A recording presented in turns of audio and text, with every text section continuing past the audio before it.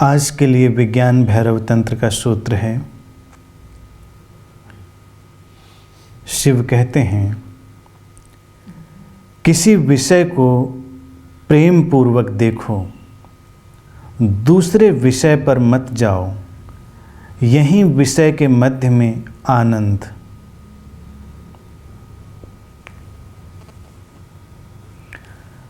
बड़ा ही छोटा सा सूत्र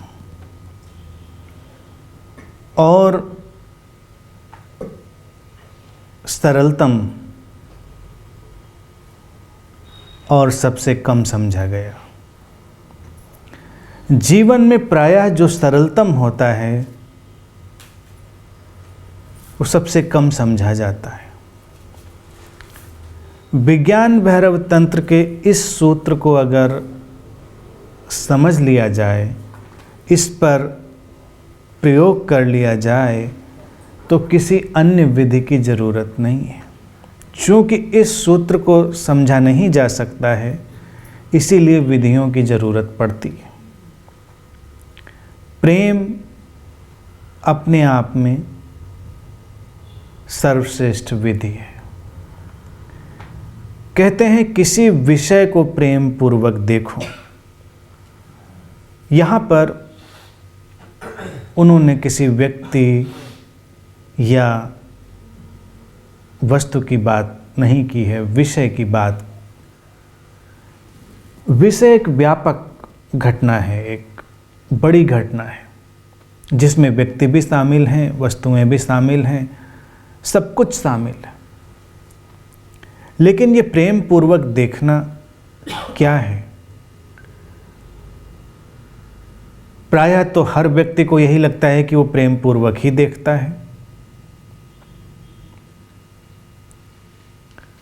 अगर हम प्रेम पूर्वक देखते हैं तो रूपांतरण, ट्रांसफॉर्मेशन निश्चित होता है।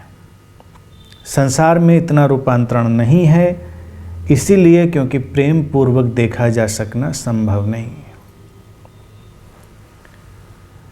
प्रेम पूर्वक देखे जाने में हमारी अस्मिता का विदा हो जाना है, हमारे होने का समाप्त हो जाना है। जब तक मैं हूँ, मैं प्रेम पूर्वक नहीं देख सकता।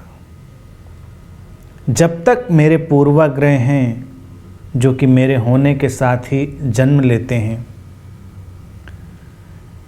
मेरे अंदर तरह तरह की तुलनाएं हैं, मूल्यांकन हैं, प्रेम पूर्वक देखा जा सकना संभव नहीं है। तब भी संभव नहीं है जब तुम्हारे जीवन में कोई भविष्य है। भविष्य अर्थात कुछ पाने की या कुछ होने की आकांक्षा। भविष्य पाने और होने की आकांक्षा का बाई प्रोडक्ट है, उप उत्पाद है। भविष्य यूं ही नहीं जन्म ले लेता। तुम वर्तमान में नहीं हो, जैसे हो, जहां हो, जिस तरह से हो, उसमें पूरी तरह नहीं हो। तुम कुछ और पाना चाहते हो, या तुम जैसे हो उससे कुछ और होना चाहते हो, तो भविष्य जन्म ले लेता है। प्रेम में कोई भविष्य नहीं होता। प्रेम शुद्धतम वर्तमान है, प्योर प्रेजेंस।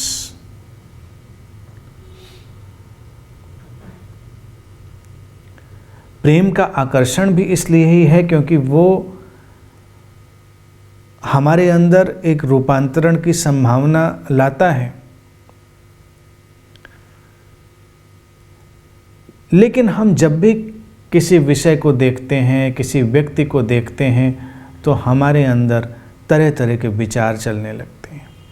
हमारे अंदर कुछ न कुछ पाने की आकांक्षा चलने लगती है, और वो पाने की आकांक्षा हमको तोड़ती है, हमको खंडित करती है। जब कभी संयोगवश भी हम बिना किसी आकांक्षा के, बिना किसी पूर्वाग्रह के कुछ देख पाते हैं तो वो हमें तरोताज़ा कर जाता है, हमको नया कर जाता है।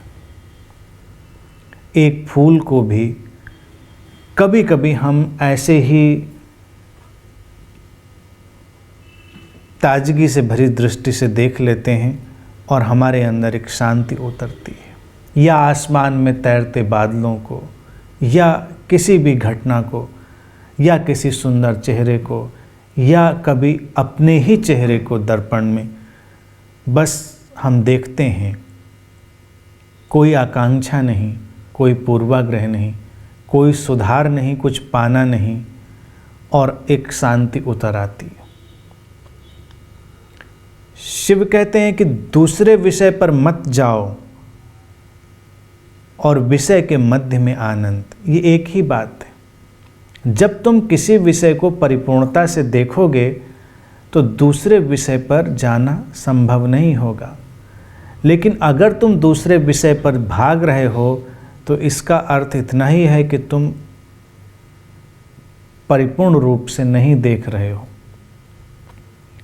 आनंद इस देखने के कारण ही, प्रेम पूर्वक देखने के कारण ही घटता है।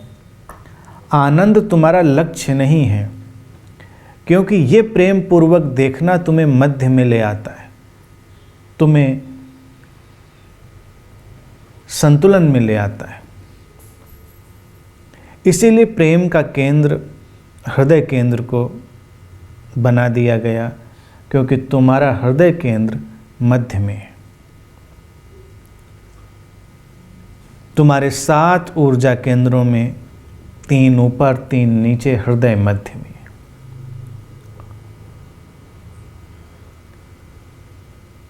ये आध्यात्मिक विज्ञान के रूप से भी सच है और एक तरह से तुम्हारे लिए इशारा भी है। जब भी तुम प्रेम पूर्वक होते हो तुम मध्य में आ जाते हो, तुम अतियों से बाहर हो जाते हो, एक्सट्रीम से बाहर हो जाते हो,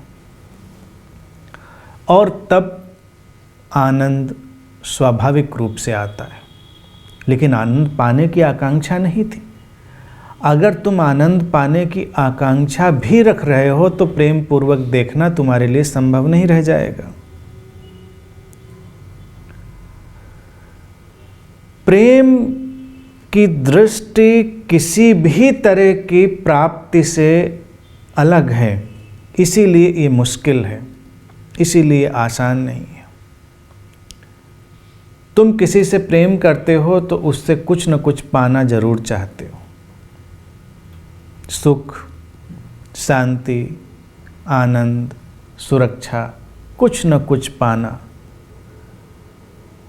तुम किसी के पास जाकर बैठते हो जिससे तुम्हें लगता है कि तुम प्रेम करते हो, तो तुम कहते भी हो कि मैं इसीलिए तो बैठता हूँ कि बैठने से अच्छा लगता है। यानी कि अच्छा लगना तुम्हारा उद्देश्य है। तुम्हारे मन में एक डिजायर है कि तुम अच्छा महसूस करो, तो तुमने अच्छा लगने को पहले रख लिया है, प्रेम को बाद में रख लिया है, और फिर प्रेम तुम्हारे लिए एक मरीचिका साबित होता है। क्योंकि अच्छा लगना जब घटा होगा तब शायद तुम निर्विचार, इच्छा रहित, तटस्थ, जागरूक हो पाए होगे संयोगवशी, और फिर उस स्मृति ने तुम्हारा पीछा किया होगा। फिर उस स्मृति के कारण तुम अच्छा लगने की तलाश करना प्रारंभ करते हो। तब प्रेम पूर्वक देखना धीरे धीरे मुश्किल होने लगता है। फिर तुम्हारी दृष्टि आक्रामक होने लगती है, तुम्हारा व्यवहार आक्रामक होने लगता है। देखने से प्रारंभ होता है और फिर तुम्हारी एक एक तरंग वैसी ही होने लगती है जिस तरह से तुम देखते हो। अगर तुम प्रेम पूर्वक देखते हो तो तुम्हारी एक एक तरंग प्रेम पूर्ण होने लगती है, और अगर तुम्हारे अंदर देखने की दृष्टि ही जिस रंग में रंग गई है, तुम्हारी एक एक तरंग फिर उसी रंग में रंगने लगती, तुम्हारी सारी ऊर्जा उसी तरह का व्यवहार करने लगती है। अगर तुम्हारी दृष्टि में ईर्ष्या आ गई है, तुम्हारी दृष्टि में घृणा आ गई है, तुम्हारी दृष्टि में किसी भी तरह का भाव प्रवेश कर गया है, तो तुम आंख बंद करके भी बैठ जाओ, तुम्हारे पूरे होने से वो तरंगें आसपास निकलेंगी और चोट करती रहेंगी, अपना प्रभाव दर्शाती रहेंगी। अगर तुम प्रेम से भर गए हो तब भी तुम आंख बंद करके बैठो और उस प्रेम को महसूस कर लिया जाएगा।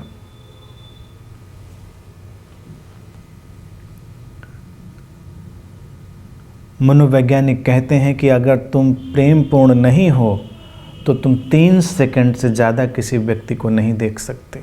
अगर तुम देखोगे तो ये आक्रमण जैसा होगा, ये हिंसा जैसा होगा, इसलिए तुम उड़ती उड़ती सी निगाह बस लोगों पर डाल सकते हो। उतना ही ठीक लगता है, उतना ही उचित जान पड़ता है, व्यवहारिक लगता है। लेकिन अगर उससे कहीं तुम ज़्यादा देखने लगते हो तो ये इंक्रोचमेंट बनता है।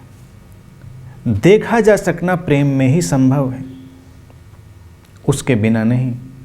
उसके बिना वो इंक्रोचमेंट होगा, आक्रमण होगा, हस्तक्षेप होगा और दूसरे को विचलित करेगा।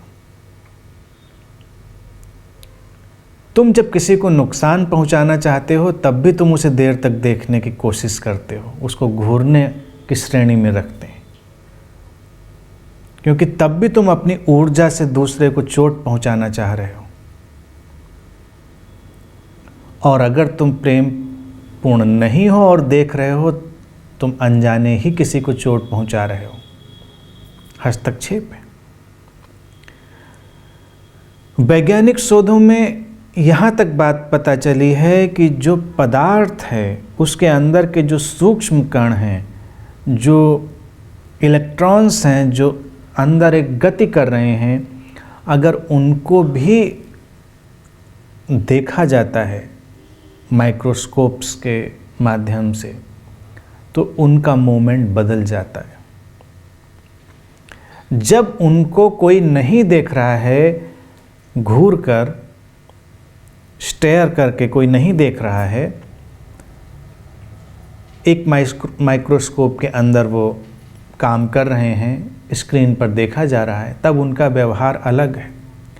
और जैसे ही कोई वैज्ञानिक उस माइक्रोस्कोप पर अपनी आंख गड़ा देता है, वो इलेक्ट्रॉन्स अपना पैटर्न बदलने लगते हैं। उनकी गति जैसी हो रही होती है उससे फर्क होने लगती है।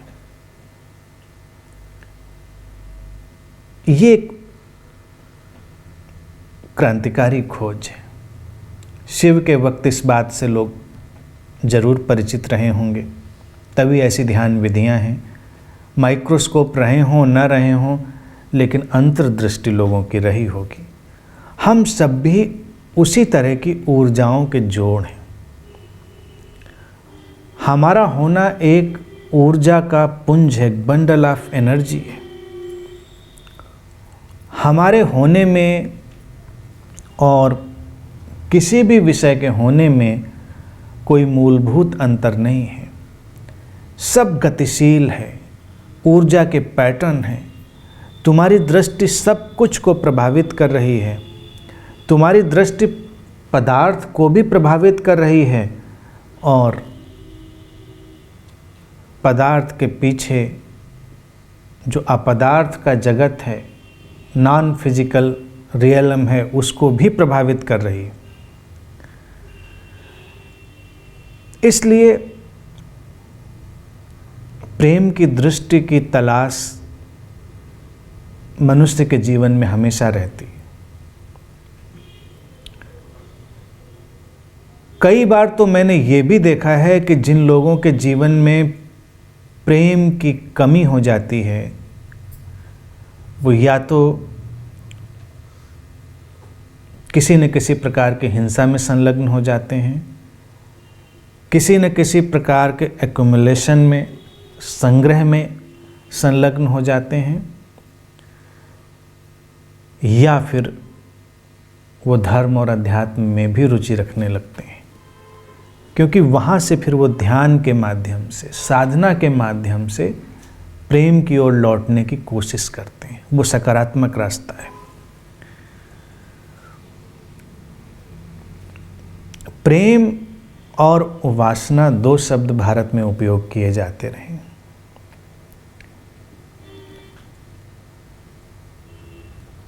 अक्सर तुम्हारे ऋषि ये भी कहते रहे कि वासना से प्रेम में जाना है, लेकिन वासना शब्द को भी तुम्हें समझना होगा। वासना तुम्हारी इच्छाओं का कुछ होने और पाने का एक जाल है। वासना का अर्थ काम वासना नहीं है। जब कहा जाता है वासना से प्रेम, तो अक्सर लोगों को काम वासना ही नजर आती। काम वासना यानी कि सेक्सुअल एक्सप्रेशन वासना का एक छोटा सा टुकड़ा है, लेकिन वो वासना जो है बहुत फैलाव में है। तुम जब भी कहीं किसी भी विषय, वस्तु या व्यक्ति से सुख पाने की आकांक्षा रख रहे हो या उससे कुछ और अधिक पाने की आकांक्षा रख रहे हो, वो तुम्हारी वासना है। काम वासना का जिक्र इसलिए ज़्यादा हो जाता है क्योंकि वो बिल्कुल डायरेक्ट है। उसमें तो साफ साफ दिखाई ही देता है कि तुम अपने सुख की आकांक्षा दूसरे से कर रहे हो। लेकिन एक प्याला चाय पीना भी वासना ही है, कपड़ा पहनना भी वासना ही है। और मज़ेदार बात है, हर कृत्य जो वासना का कृत्य है वो प्रेम का कृत्य बन सकता है। एक प्याला चाय पीना भी प्रेमपूर्ण हो सकता है। तुम्हारे वस्त्र पहनना भी प्रेमपूर्ण हो सकता है। फासला केवल तुम्हारे देखने के ढंग का है। अगर तुम किसी विषय को एक निर्मल दृष्टि से, शुद्ध दृष्टि से देख रहे हो, तो वो प्रेम की दृष्टि बन जाएगी। प्रेम की दृष्टि किसी भी चीज को प्राण दे देती है, उसको अलाइव कर देती है, जीवंत कर देती है। इसीलिए उसका इतना चार्म है। और वासना का आतंक इसलिए ज़्यादा है क्योंकि वो हर जीवंत चीज को वस्तु में बदल देती है। वो हर जीवंत घटना को पदार्थ में बदल देती है, वस्तु में बदल देती है। इसलिए जिस व्यक्ति की आंखों में वासना होती है, उसकी आंखों से लोग डरते हैं, घबराते हैं। वासना का बड़ा अर्थ समझेंगे इस समय। यानी कुछ भी पाने की इच्छा, कुछ भी होने की इच्छा है और वो तुम्हारी तरफ देखेगा और तुम वस्तु में बदलने लगोगे। वो पेड़ की तरफ देखेगा और पेड़ वस्तु में बदलने लगेगा, क्योंकि तब पेड़ का सौंदर्य तो नहीं दिखेगा उसको, पेड़ का गुण दिखाई देगा, क्वालिटी दिखाई देगी, उसका उपयोग दिखाई देगा, उसकी जो वुड है, उसकी जो लकड़ी है, उसकी क्वालिटी दिख सकती है, इसका क्या काम आ सकता है। तो जो लोग इस तरह से भी किसी पेड़ को भी देख रहे हैं, किसी पौधे को भी, वो प्रेम पूर्वक नहीं देख रहे, वो उसको वस्तु में बदल रहे हैं। इससे तुम क्या लाभ ले सकते हो, ये तुम्हारे किस काम आ सकता है। बस जैसे ही तुमने ये सोचा कि तुम्हारे किस काम आ सकता है, वो पेड़ जीवंतता खोने लगा। तुमने किसी व्यक्ति को ऐसे देखा और व्यक्ति जीवंतता खोने लगा कि ये व्यक्ति अगर तुम्हारे जीवन में हो तो क्या हो सकता है। अब जैसे तुम्हें गुरु के पास ही गए हो, अगर तुमने उसको ऐसे देखा कि क्या करेगा मेरे लिए, इनलाइटनमेंट इसके माध्यम से मिल जाएगा, इसके माध्यम से ध्यान घट जाएगा, कुछ चमत्कार हो जाएंगे, कुछ हीलिंग हो जाएगी, जीवन सुलझ जाएगा, तो गुरु वस्तु में बदल गया। वस्तुएं तुम्हारे लिए बहुत कुछ नहीं कर सकती। वस्तुएं आभा मंडल रहित हो जाती हैं, ऑरालेस हो जाती हैं। रहस्य उनका खो जाता है। ऐसे ही तुम जब भी कहीं भी दृष्टि डालोगे, रहस्य अचानक खो जाएगा। और अगर तुम बस एक भाव में डूबे हो, ना कुछ पाना, ना कुछ लेना, ना कुछ खोना, ना कुछ होना, ना कोई तुलना, ना मूल्यांकन, ना पूर्वाग्रह, बस एक तरंग है जो खींचती है, एक अनजानी सी कोई पुकार है जो तुम्हें बुलाती है, और बस जीवंतता प्रारंभ हो जाती। अगर तुम इस तरह से अपनी कुर्सी को, अपनी कार को, अपने बिस्तर को भी देखने लग जाओ, तो वो भी तुम्हारे लिए जीवंत हो जाएंगे और मिरेकुलस हो जाएंगे। मैंने पढ़ा है एक व्यक्ति के बारे में, उसको अपने बिस्तर से ही, अपने बेड से ही बड़ा लगाव हो गया, प्रेम हो गया। वो जब भी अपने बिस्तर को देखता, बड़े ही प्रेम से उसका स्पर्श बहुत ही प्रेम से करता। इसलिए नहीं कि बिस्तर उसको सोने की जगह देता है तो उसके लिए वो धन्यवाद दे रहा है, जैसा कि आजकल न्यू एज में चलता है, हर चीज़ का ग्रेटिट्यूड ट्रांसेंडेंटल फीलिंग है। अगर तुम ग्रेटिट्यूड में यही वाली बातें दोहराते हो कि तुम्हारे लिए क्या क्या किया है उसने, इसलिए तुम ग्रेटिट्यूड में हो, तो ये प्रेम रहित है। फिर ये ग्रेटिट्यूड सेकेंडरी हो गया, दोयम दर्जे का हो गया, इसकी कोई महत्ता नहीं रह गई। ये तुम्हारे लिए कुछ करेगा नहीं, करेगा नहीं, ये शब्द भी विरोधाभासी है, क्योंकि करना कुछ नहीं है। फिर उस व्यक्ति ने लिखा कि धीरे धीरे एक अजीब सी घटना घटने लगी। अक्सर वो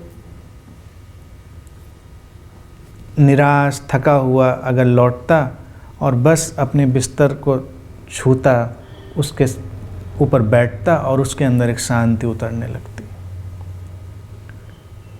उसके अंदर एक अजीब सा ठहराव आने लगता। उसकी ध्यान में भी बड़ी रुचि थी, जगह जगह ध्यान उसने ट्राई किया, बहुत सारी विधियां, लेकिन एक दिन उसने पाया कि जब वो अपने बेड के पास होता है, अपने बिस्तर के पास, तो ध्यान अपने आप हो जाता है, एक शांति अपने आप उतर आती है। ऐसा संभव है क्योंकि पदार्थ उतना पदार्थ नहीं है जितना तुम्हें दिखाई देता है। जैसा कि मैंने कई बार कहा, विज्ञान भी अब जानता है सब कुछ उतना स्टैटिक नहीं है, सब कुछ एक एनर्जी फील्ड है, एक इंटरचेंज चल रहा है ऊर्जागत जगत में।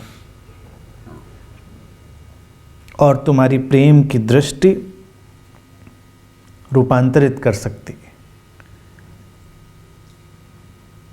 वस्तुओं को जीवंतता में बदल सकती है। वासना की दृष्टि जीवंतता को वस्तु में बदल सकती है। बस ये विभाजन हमेशा ध्यान रखें। भारत में प्रयोग जो मूर्तियों और पत्थरों और पेड़ों और नदियों को पूजा करके किया गया, वो इसलिए नहीं कि उनमें कुछ भगवान जरूरी था या लोगों को पता था कि उनमें भगवान है, नहीं, वो इसी ध्यान विधि का एक फैलाव था कि एक व्यक्ति एक पत्थर के टुकड़े को या एक पत्थर की तराशी मूर्ति को या किसी पेड़ को ही या किसी नदी को ही बस प्रेम से देखता है, बिना किसी आग्रह के डूबता है, उसके साथ लयबद्ध होता है, उसके साथ तरंगित होता है, अपने हृदय को, अपने प्राण को उसमें घुलने मिलने देता है, और अचानक वो पदार्थ जीवंत हो उठता है, प्राणवान हो उठता है। कालांतर में पूजा इसलिए होने लगी कि पूजा से कुछ चाहिए। ऐसी कोई भी एक पूजा आप स्मरण करके मुझे बताएं जिसमें कुछ नहीं चाहिए। सब में कुछ न कुछ चाहिए। तुम अपने मंत्रों की तलाश करो, तुम्हारे मंत्र भी कुछ न कुछ चाहिए। यहाँ तक कि उपनिषदों का ये मंत्र भी इस विधि से बहुत दूर है कि मुझे अंधेरे से प्रकाश की ओर ले चलो। क्यों ले चलो? अगर ना ले चलें तो? अगर ये पक्का पता चल जाए कि ये महाशय नहीं ले जाने वाले हैं अंधेरे से प्रकाश की ओर, तब तुम क्या करोगे? तुम कहोगे फिर दूसरी दुकान देखेंगे। ये यूटिलिटेरियन है, उपयोगितावादी है, ये वासनागत है। प्रेम अपने आप में प्रकाश है, वो मांग भी नहीं करता कि अंधेरे से प्रकाश की ओर ले चलो, और प्रकाशित हो जाता है। उपनिषद के ऋषियों ने गलत नहीं लिखा होगा, इस बात को समझें। वो उन्होंने उन लोगों के लिए लिखा होगा जो लोग अभी इसी तरह से चलेंगे। किंडरगार्टन से लेकर आगे तक बहुत सारे तल हो सकते हैं व्यक्ति की समझ के, लेकिन गहराई में जब देखा जाएगा तो कोई भी पूजा मंत्र या व्यवस्था अगर उपयोगितावादी हो गई है तो विनाशक सिद्ध होगी, वो डिस्ट्रक्टिव सिद्ध होगी। तुम शांति ही क्यों न पाना चाहो और वो विनाशकारी सिद्ध होगी, वो तुम्हारे लिए अशांति लेकर आएगी। क्या तुम्हें दिखता नहीं, मानवीय इतिहास में शांति की तलाश में ही कितने युद्ध हो गए? शांति के खोजियों ने ही कितने युद्ध कर डाले। प्रेम की बातें करते करते ही कितना रक्तपात हो गया, क्योंकि प्रेम को समझा नहीं गया। इसीलिए प्रेम आम तौर से जब व्यक्ति उसे समझने की कोशिश करता है तो प्रेम में भी पोजीशन, प्रेम में भी एक मालकियत का भाव उसके अंदर पैदा होता है।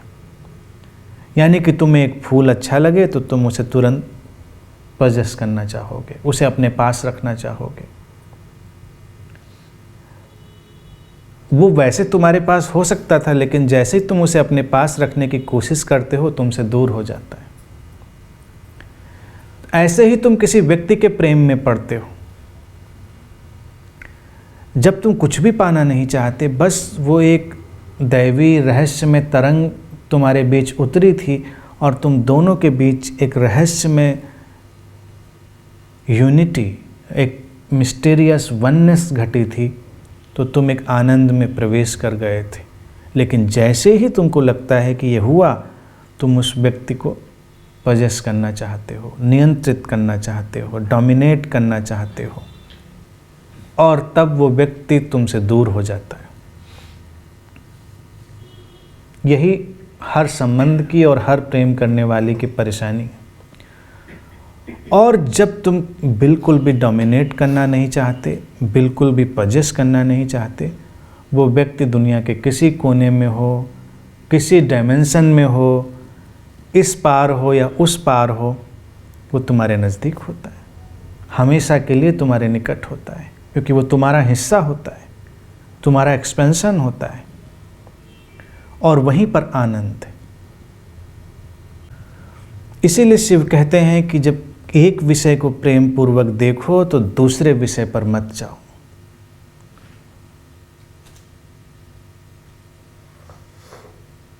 सामान्य रूप से तुम देखोगे कि हर प्रेमी भी यही भाषा उपयोग करता है कि जब तुम मुझे चाहो तो किसी और को मत चाहो। लेकिन ये माइंड का, हमारे मन का एक अनुवाद है, ट्रांसलेशन है। चेतना के अनुभव में कुछ घटा है जिसको मन ट्रांसलेट कर रहा है। मन का अपना अनुभव है। चेतना का अनुभव ये है कि जब प्रेम घटता है तो दूसरा बचता ही नहीं, दूसरा होता ही नहीं, कहीं जाओगे कहाँ? दूसरा होगा तब तो जाओगे। चेतना के अनुभव में ये घटा है कि कहीं कोई दूसरा नहीं है। लेकिन जब वो फिल्टर होकर, छन कर हमारे मन के तल से ट्रांसलेट होता है, तो मन उसको ऐसे ही देखता है, किसी दूसरे विषय पर मत जाओ, किसी दूसरे व्यक्ति पर मत जाओ। ऐसा लगता है कि कोई तुम्हारा कुछ ले जाएगा। इसीलिए प्रेमियों को लगता है कि प्रेम बंट जाता है। घरों में सारी कलह इसी बात को है कि लगता है कि प्रेम बंट जाएगा। कोई किसी के पास थोड़ी देर बैठेगा तो लगेगा कि प्रेम का जो हिस्सा मेरे पास आना था वो लग रहा है कहीं और जा रहा है। सास बहुओं के सारे झगड़े भी इसी बात की उत्पत्ति हैं। वो अंतहीन झगड़े हैं और ये नासमझी की बात है। इसीलिए शिव ने व्यक्ति की यहाँ पे चर्चा नहीं की। कुछ विधियों में वो आएंगे, लेकिन अभी वो केवल विषय की बात कह रहे हैं। वो कह रहे हैं विषय को पहले प्रेम पूर्वक देखना सीखो। कोई भी विषय हो सकता है, और फिर दूसरे विषय पर मत जाओ, मत भागो, क्योंकि एक ही विषय का फैलाव फिर हर तरफ है। एक ही विषय का एक्सपेंशन हर तरफ है। ये तुमको जल्दी ही दिखाई देगा। तुम इसका प्रयोग कर सकते हो। तुम व्यक्तियों पर प्रयोग करने में अड़चन पाओगे, क्योंकि व्यक्तियों के साथ तुम्हारे पूर्वाग्रह ज़्यादा काम करेंगे। तुम अपने लॉन में जा सकते हो, या किसी जंगल में जा सकते हो, या किसी प्राकृतिक जगह पे जो सुलभ हो, और तुम एक पौधा या एक पेड़ बस चुन लो और उसको बस प्रेम पूर्वक देखना प्रारंभ करो। इसलिए नहीं कि ये तुम्हें कुछ देने वाला है, इसलिए नहीं कि इससे तुम्हें कुछ प्राप्त होगा, कुछ नहीं। बस देखो और देखने के भाव में प्रवेश करो। अगर तुम उसको देखते चले गए प्रेम पूर्वक, पौधा अलाइव होगा, वो पेड़ अलाइव होगा। उसके अंदर एक ऊर्जा, एक एनर्जी फील्ड पैदा होगी। उस एनर्जी फील्ड को तुमने शायद पहले नहीं देखा होगा, लेकिन अचानक तुम्हें वो एनर्जी फील्ड उस पौधे के चारों ओर दिखाई देगी।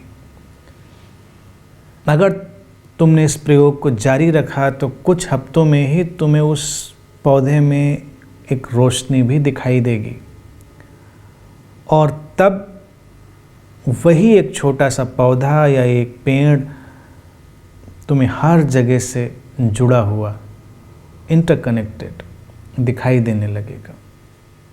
यानी कि सब कुछ उसी एनर्जी फील्ड का, उसी ऊर्जा क्षेत्र का विस्तार तुमको दिखाई देना। दूसरा कोई विषय नहीं रह जाएगा, दूसरे की तरफ जाने की कोई भावना नहीं रह जाएगी। ये ऑल इंक्लूसिव चीज़ हो जाएगी। एक भी चीज़ सब कुछ को शामिल कर लेती है। भारत में इसीलिए वो कहते रहे हैं कि तुम एक बिंदु में भी प्रवेश करो और तुम पूरे ब्रह्मांड में प्रवेश कर जाते हो।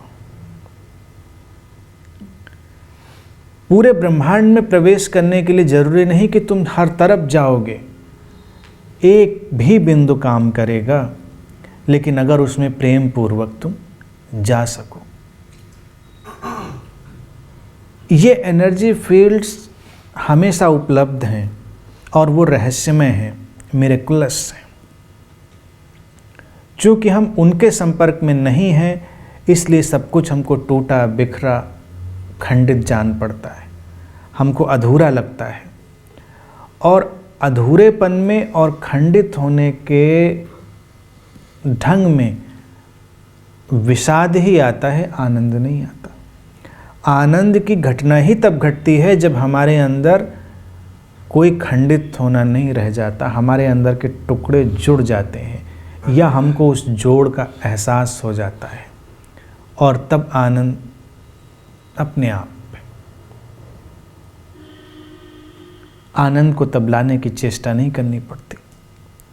तो इसलिए इस प्रयोग को जिस एंगल से, जिस कोण से तुम्हें करने की सुविधा मिले उस कोण से करो। और शुरुआत के लिए तुम अपनी हर चीज़ के साथ थोड़ा प्रेम पूर्वक व्यवहार करना प्रारंभ करो। अपने कपड़ों के साथ, अपने सूझ के साथ, अपने भोजन के साथ, अपनी किताबों के साथ, हर चीज़ के साथ, और उनकी गुणवत्ता बदलती चली जाएगी, उनकी क्वालिटी बदल जाएगी।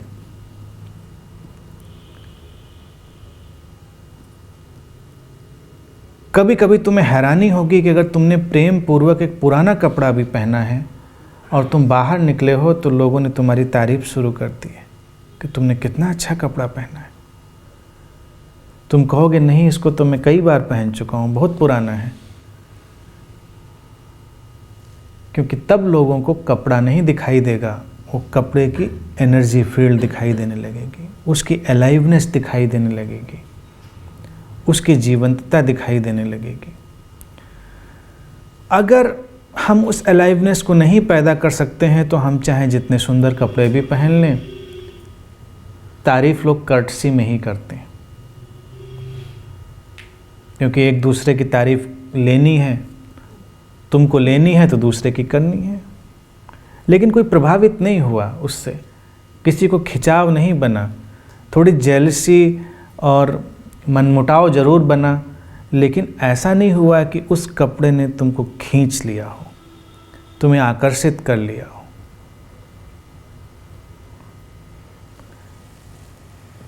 इस तरह से तुम किसी भी चीज़ पर प्रयोग कर सकते हो प्रेम पूर्वक। अब जैसे चाय के प्याले की ही बात मैंने की थी, अगर तुम चाय किसी उद्देश्य से पीते हो कि सुबह सुबह चाय पीने से ताजगी आती है, तो ये वासना का काम हो जाएगा। अब चाय बस तुम चाय के लिए ही बनाओ, चाय को बस चाय के लिए पियो, उसके हर ढंग को महसूस करो, पानी के खौलने को, उसके अंदर आते हुए रंग को, उस प्याले से उठती भाप को, और बस उस समग्रता के साथ तुम उस प्याले को लेकर बैठो। तब उस प्याले के साथ तुम्हारा व्यवहार प्रेमपूर्ण हो जाएगा और वो चाय भी बहुत ही आनंदपूर्ण हो जाएगी। फिर शायद तुमको दूसरे प्याले की ज़रूरत नहीं पड़ेगी। अभी तो तुम्हारे हाथ में चाय होती है और तुम कब उसको ख़त्म करते हो तुमको पता भी नहीं चलता। फिर तुमको लगता है अच्छा एक चाय और पी जाए, क्योंकि अभी पहले वाली तो पता ही नहीं चली। प्रेम की कमी में इसीलिए खाने का जो विकल्प है पैदा होता है, जो फूड है वो सब्स्टिट्यूट बन जाता है। इसलिए अक्सर देखा गया है मनोवैज्ञानिक रूप से कि जो लोग प्रेम की कमी के शिकार हो जाते हैं ज़्यादा खाने लगते हैं, ज़रूरत ज़्यादा होती है उनको, क्योंकि अभी वो जिस यांत्रिकता से खाते हैं उनको पता ही नहीं चलता कि कुछ खाया भी था। तो थोड़ी देर के लिए फिर मांग पैदा हो जाती है कि कुछ और खाया जाए। अगर तुमको बार बार यही लगता है कुछ और खाया जाए तो प्रेम की कमी हो सकती है। फिजियोलॉजिकली और भी चीज़ें हो सकती हैं, लेकिन फंडामेंटली वो प्रेम की ही कमी होगी। फिजियोलॉजिकली डायबिटीज़ के शिकार हो सकते हो तुम, या किसी और बीमारी के शिकार हो सकते हो, लेकिन फंडामेंटली कहीं ना कहीं से इस प्रेम की दृष्टि का अभाव हुआ है। कई बार मुझे हैरानी होती है और इसकी मैंने चर्चा भी की है। बहुत सारे साधक, बहुत सारे ऋषि ऐसी ऐसी जगहों पर साधना करने चले जाते थे जहाँ उनको बहुत भोजन उपलब्ध नहीं होता था, फिर भी वो स्वस्थ रहते थे, क्योंकि शायद उनके सामने जो कुछ भी होता होगा वो उसके साथ इतना ही प्रेमपूर्ण ढंग से संबंधित हो पाते होंगे, तब वो चीज़ भी तुमको प्रत्युत्तर देती है, तुमको रिस्पॉन्स करती है, वो अलाइव है। अगर एक फल तुम्हारे हाथ में है और तुम उससे प्रेम पूर्वक जुड़ सको, प्रेम पूर्वक जुड़ने का अर्थ ये नहीं कि तुम उसे नहीं खा पाओगे, खाया जा सकता है प्रेम पूर्वक भी, लेकिन तब वही फल तुमको ज़्यादा रिस्पॉन्स करेगा, लेकिन करेगा तब जब तुम्हें रिस्पॉन्स की आकांक्षा नहीं थी। अगर तुम इस प्रयोग को इसलिए करोगे कि ज़्यादा रिस्पॉन्स मिलेगा, तब तुम उपयोगितावादी हो जाओगे। अभी तुम बस केवल प्रेम पूर्वक उसे देखोगे। इस ध्यान प्रयोग को एक बार हम लोगों ने लिया भी था ध्यान शिविर में। एक सेब या कोई भी फल, उसको प्रेम पूर्वक तुम बस देखो, उसके अंदर प्रवेश करो। वो पूरा यूनिवर्स है, पूरा ब्रह्मांड है, अपने आप में वो सब कुछ समेटे हुए। और उस एक छोटे से फल के साथ ही, उस प्रेमपूर्ण दृष्टि के साथ ही तुम समग्र से जुड़ने लग जाते हो। तब वो फल बड़ा ही आनंददायक हो जाता है। तुम कहीं भी प्रयोग करो इस चीज़ का, और फिर व्यक्तियों की ओर भी लौटो। विषयों में फिर व्यक्तियों को शामिल करो। अपनी ठंडी निगाहों को बदलो। अभी हमारी निगाहें फ्रीज्ड हैं। जैसे तुम लोग तरह तरह की दृष्टियां देख सकते हो। इससे किसी दूसरे का नुकसान नहीं हो रहा है, हमारा ही नुकसान होता है। नुकसान शब्द भी केवल समझाने के लिए कह रहा हूँ, इसलिए नहीं कि इससे तुम्हें कुछ फ़ायदा होने की ज़रूरत है।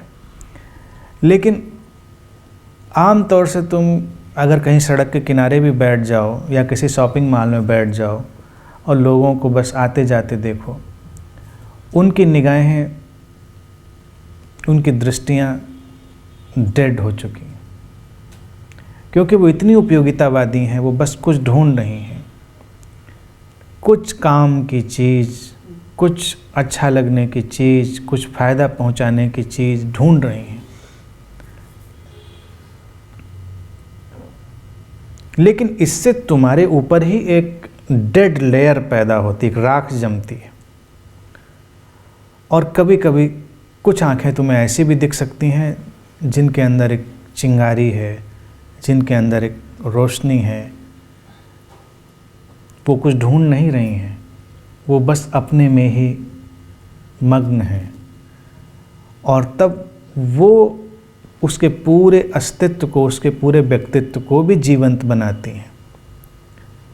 छोटे बच्चे इतने जीवंत हैं इसीलिए, उनकी आंखें देखो, उनकी आंखों में, उनकी दृष्टि में कोई पूर्वाग्रह नहीं है। जैसे ही बच्चे की आंखों में पूर्वाग्रह और भेदभाव, डिवीज़न पैदा होता है, उसकी आंखें डेड होने लगती हैं और उसके साथ ही उसका व्यक्तित्व धीरे धीरे विकृत होने लगता है। जब तक नहीं है, उसके अंदर एक अद्भुत अलाइवनेस है। और वो दृष्टि इसलिए नहीं है कि उसका कोई लक्ष्य है। वो दृष्टि उसकी इसलिए भी निर्मल नहीं है कि मेरे माता पिता पास हैं तो वो निगाह होनी चाहिए। वो अपने खिलौनों को भी देख रहा है, छत को भी देख रहा है, किसी भी चीज़ को देख रहा है, उसकी दृष्टि में वही अलाइवनेस है। हम अपनी दृष्टियाँ बड़े रिजर्व कर लेते हैं। जब कोई जानने वाला मिलता है तो अलग तरह से देखते हैं, थोड़ी आंखें बड़ी करते हैं। कम जानने वाला मिलता है तो आंखों का फोकस और बदल लेते हैं। जो नहीं पसंद है वो दिख जाए तो आंखें और अंदर लिए चले जाते हैं। तरह तरह की दृष्टियाँ हमारे पास हैं।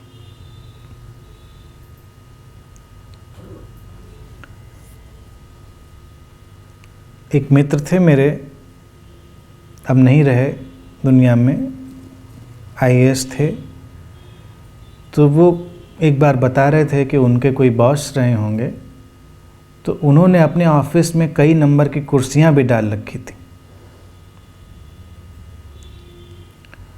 और सब कोड तय था, उनके जो कर्मचारी थे।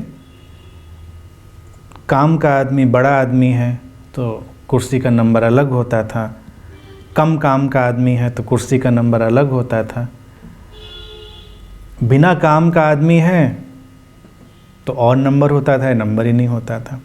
फिर उस नंबर के साथ किसको चाय नाश्ता आएगा, किसको खाली चाय आएगी, किसको चाय नहीं आएगी, ये सब उस नंबर का उन्होंने फिक्स कर रखा था। उन्होंने कहा समझाना क्या है, बार बार समझाने की ज़रूरत नहीं, बस नंबर बोल दिया और कर्मचारी ने अपना काम पूरा कर दिया।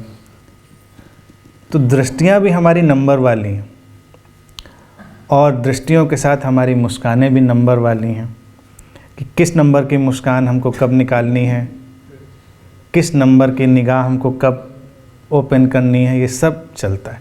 लेकिन इससे किसी दूसरे का तो कोई नुकसान नहीं होता, हम ही धीरे धीरे डेड होते चले जाते हैं, हम ही उस आनंद से, उस शांति के केंद्र से दूर होते चले जाते हैं। अगर हम लगातार ही उस प्रेम पूर्ण दृष्टि के साथ रह सकें, किसी के ऊपर क्या फ़र्क पड़ना, तो रूपांतरण घटना शुरू होता है और जहाँ भी वो दृष्टि पड़ती है वहाँ जीवंतता फैलने लगती है। जीवंतता ही तुम्हारे ऊपर लौटती है। जीवन का छोटा सा ही सूत्र है, तुम्हारी दृष्टि ही तुम्हारे ऊपर लौट आती है। जैसी निगाह तुम कहीं डालते हो वही तुम्हारे ऊपर लौट आती है। ये ऊर्जा का आदान प्रदान है। लेकिन इसलिए अच्छी दृष्टियां मत बनाएं कि कुछ अच्छा तुम तक लौटेगा। ऐसा कोई सीक्रेट वगैरह नहीं बता रहा हूं मैं, बस अस्तित्व ऐसा ही है, ये सरल है, ये सहज है, तुमको बस केवल सहज रहना है अस्तित्वगत ढंग से। इसी विधि को समझकर जब जीसस दूसरे मुल्क में गए तो जीसस ने कहा कि परमात्मा के राज्य में वही लोग प्रवेश करेंगे जो बच्चों जैसे होंगे।